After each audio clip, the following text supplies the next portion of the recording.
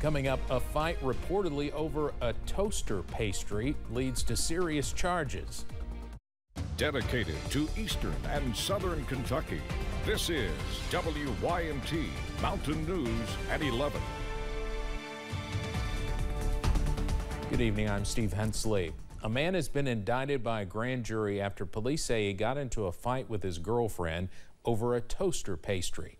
Jeremiah Brown is facing charges of strangulation and assault. Investigators say the incident happened back in February. Andrew Colgrove has more from Magoffin County. Kentucky State Police say they first talked with the victim at a hospital where she was being treated for her injuries. They say she was bruised, scraped, and bleeding. According to the arrest citation, the victim told Kentucky State Police she got into a fight with her boyfriend, Jeremiah Brown, over a toaster pastry. This was at Brown's home on Long Creek Road in Royalton in Magoffin County back in February. The victim reported that Brown grabbed a knife and held it to her throat, then threw the knife down, threatened to kill her, and choked her until she passed out. She told troopers when she came to, Brown dragged her to the door and threw her out. According to court records, Brown was arrested in February, released on bond the next day, then was served an arrest warrant on August 2nd following an indictment from June 20th. A neighbor who did not want to go on camera says the day this happened, they saw the victim walking along the road. The neighbor says she stopped and asked her if she needed help, but she said no. It wasn't until later that the neighbor learned about the accusations. She says she just hopes the victim is okay and never has to go through anything like this again. The suspect was taken to the Big Sandy Regional Detention Center on a $10,000 cash bond. His arraignment is scheduled for Thursday. Andrew Colgrove, WSAZ, Magoffin County.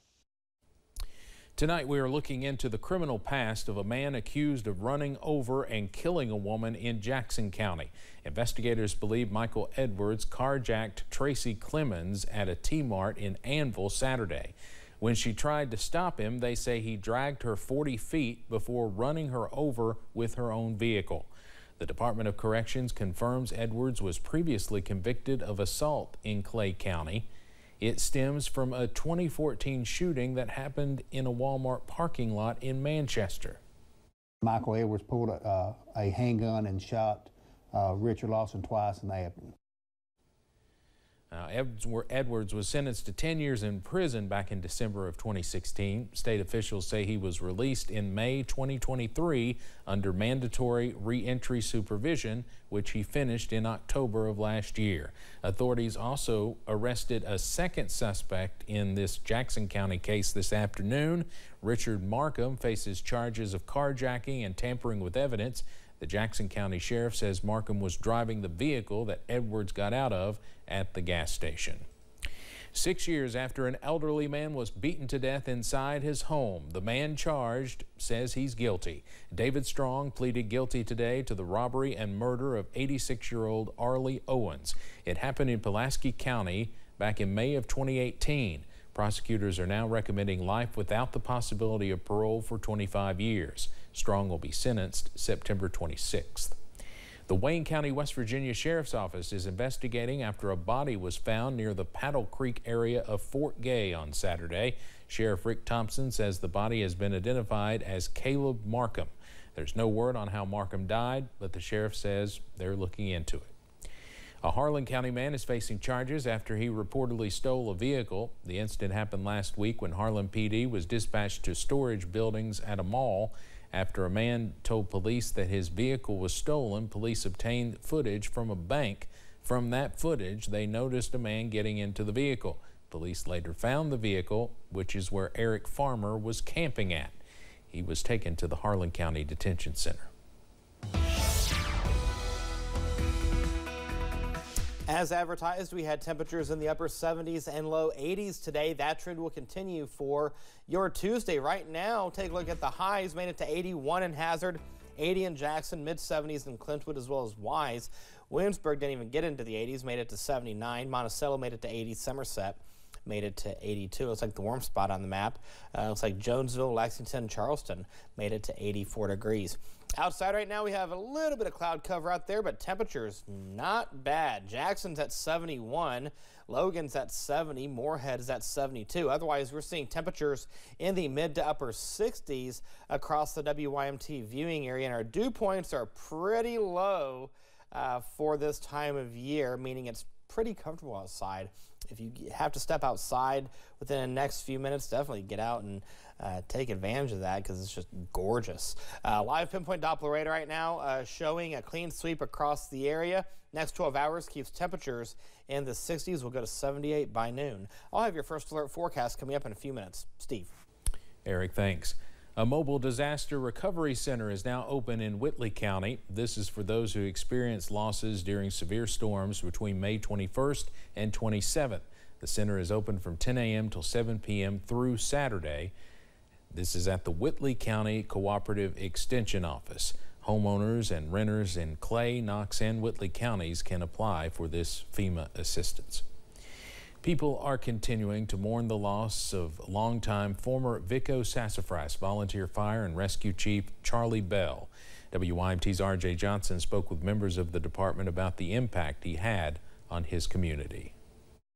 For 50 years, Charlie Bell served in the Vico Sassafras Volunteer Fire and Rescue.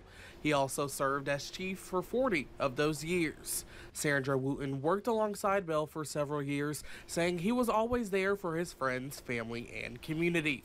Charlie wasn't just a friend to us, he was a friend to a lot of people. He drove the church bus at his church for years, and it's a big loss for all of us. He was good to us, just he was always really good to me. And being a woman on a department at that time, that was a wonderful thing. Bell died on Saturday. He was 76 years old. He's just, it's going to be hard to know that he's not here to come down and check on us. Scott Jones says Bell was much more than a chief, but a friend. Charlie was the type of leader that you didn't really look at him as a leader. He'd be in there getting his hands dirty with you right beside you. He'd never let you do anything by yourself. Charlie never wanted anybody to leave a stone unturned. He was always about his family and friends, like I said before, but God first. And he was always pushing everybody to be better than what they was. Saying he worked hard to move into the new station in 2011. He worked with us so hard to get this building. I mean, it took years and years and years. And he finally got the funding, you know, and got it all started. When we started on this, each piece that went down, each beam, each thing that went into this building. It was part of Bell's mission of improving his community. He was always looking for ways to better his community. And that's one of the reasons that he was such a good leader in the community. He'd stand up. He was a voice for the community most times. Leaving behind a legacy that will continue to live on. In Vico, R.J. Johnson, WYMT Mountain News. Bell's funeral will be tomorrow at 1 p.m. at the Heinemann Funeral Services Chapel. An Eastern Kentucky firefighter is recovering after being injured battling a house fire. The Richland Fire Department was called to a car and house fire yesterday afternoon on Aquarius Drive in Knox County. Crews say the firefighter, whose name was not mentioned, was hurt while putting out the mobile home fire. They were treated at the scene for minor injuries.